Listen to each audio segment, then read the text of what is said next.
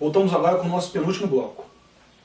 Joãozinho, ainda voltando agora para a musculação, você disse que tinha mais coisa para falar aqui nas internas para mim. O que você queria falar mais sobre musculação e treinamento de força aí pra gente? Como eu te disse na questão de especificidade, hoje em dia eu tô trabalhando mais a questão de força no campo. Pô, João, o que é isso? Trazendo para o futebol para sua realidade. Eu pego o exemplo, trabalho o jogador um agachamento no campo e com complementação com velocidade, um trabalho técnico, porque eu acredito isso. Não, acredito isso, você está trabalhando exercício em cadeia cinética fechada, onde você recruta mais articulações, mais grupamentos musculares, e eu estou trazendo para a especificidade que é no futebol, a questão de velocidade junto. Eu acho bem mais importante, porque na academia eu não consigo fazer isso. Certo. Uma coisa que eu queria te perguntar, utilizando da sua vasta experiência, como que você vê, Joãozinho, não diria o educador físico nesse caso, mas como que você vê sobre a percepção hoje dos jovens talentos? Como que, por exemplo, um preparador físico, você, vou te fazer uma pergunta extremamente polêmica agora, polêmica entre aspas. Por exemplo, você está num time de futebol, você está lá trabalhando com um público mais jovem, que eu não entendo muito bem disso, tem as categorias.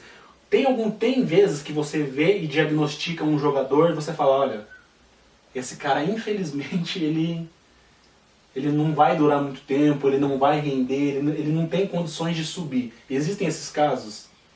Acontece esse tipo de coisa às vezes? Olha, hoje em dia no futebol tem muito sonhador. Muita pessoa que pensa que pode fazer determinado desporto, quando chega na realidade não consegue.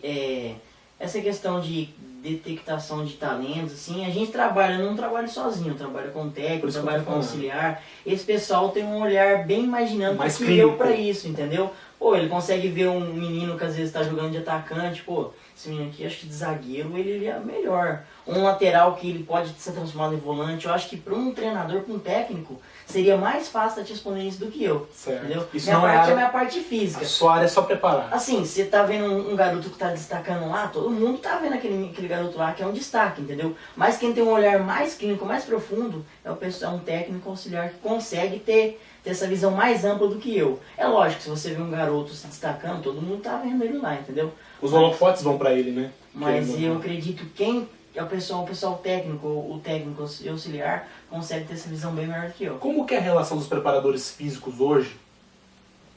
Me fale você, com a sua experiência que você teve, com os técnicos. Cara, acho que é um trabalho em conjunto. A gente não trabalha separado. Mas não tem momentos que bate de frente em alguma coisa? Não, a gente sempre senta para discutir. Eu trabalho com o técnico de futebol, Thiago Batizoco, desde 2010. É um cara que me respeita muito, me dá muito moral. A gente se dá muito bem dentro e fora de campo. Para acontecer isso tem que dar certo a questão de companheirismo, credibilidade, um acreditar no trabalho do outro. Entendeu? Tem que estar sempre bem um com o outro para as coisas acontecer. O assunto agora é lesões. Lesões no esporte, Joãozinho. Você acha que às vezes o preparador físico ou a preparação física como um todo, ela pode levar o atleta a ter a sua carreira abreviada devido a um mau trabalho? Se for um preparador físico inexperiente ou um preparador físico que não esteja apto para trabalhar com aquilo, não se especializou para aquilo, esse tipo de problema ele pode vir a ocorrer? Eu acredito que Porque sim. assim, não é querendo falar mal, desculpa cortar, não é querendo falar mal da nossa área, mas é uma realidade que nós temos que falar para o público, né? Porque muita gente quer, como você disse, assim como tem sonhadores, tem os aventureiros também. Você sabe muito bem disso. Que acaba, de uma certa forma, manchando a imagem da nossa profissão, que é uma das melhores do mundo, eu falo sem preguiça da minha parte. Queria que você falasse sobre isso. Às vezes, por um trabalho mal feito, pode chegar a abreviar a carreira de um esportista? Não, com certeza. Essa questão de lesão é uma coisa bem mais ampla. Por quê? Às vezes até um profissional respeitado, gabaritado, conceituado, pode errar e pode lesar um jogador por overtraining ou por excesso de treino. Se ele não tiver o material para ter o controle de carga, para ter o controle de intensidade, entendeu? Às vezes até um cara bom pode lesionar um jogador por erro dele. É difícil, mas acontece. E hoje sim, eu já escutei muitas palestras da questão da preparação física no Brasil e a preparação física na Europa. Tem grande diferença disso. Vamos dizer assim, todo atleta de futebol, o atleta de performance tem uma vida útil. Essa vida útil uma hora acaba. Para todos, não tem como correr disso. Vou te dar um exemplo para ser bem claro. Você coloca uma vela, acende ela. Na Europa, Quando o atleta começa a treinar, acende a vela, acabou o treinamento, a vela apaga. Então, o que eu vou dizer com isso aí? O treinamento da preparação física lá tem uma junta disciplinar gigantesca, então é bem feito. E é mais eficiente. O atleta que vai para a Europa, ser jogador de 40, 42 anos, jogando em alta performance. Isso no Brasil é meio difícil de acontecer. Por quê? Aí eu vou trazer a realidade de futebol brasileiro. Hoje em dia está melhorando, mas no passado era como se fosse pegar um maçarico e colocar na vela. A vida útil do atleta era limitada. Era muito jogador que rompia ligamento, já tinha que parar a sua carreira. Outras lesões que naquela época não tinha como você recuperar jogador. O jogador acabou, aposentou. Hoje em dia, muita lesão muito séria, o atleta tá pronto em pouco tempo para atuar em esporte, em performance de alto nível novamente, entendeu? Hoje em dia a preparação física no futebol brasileiro tá mudando muito, tá melhorando muito. Não é o que era antigamente. Tem muitos profissionais aí na área que tá revolucionando o futebol. Vou te dar um exemplo, o Sandro Sargentini. É um profissional que eu sempre converso com ele, toda a dúvida que eu tenho. O professor, o porquê disso aqui, ele toma o seu tempo, é um profissional gabaritadíssimo, solicitado por várias faculdades para dar curso, tudo. É um cara que me dá atenção.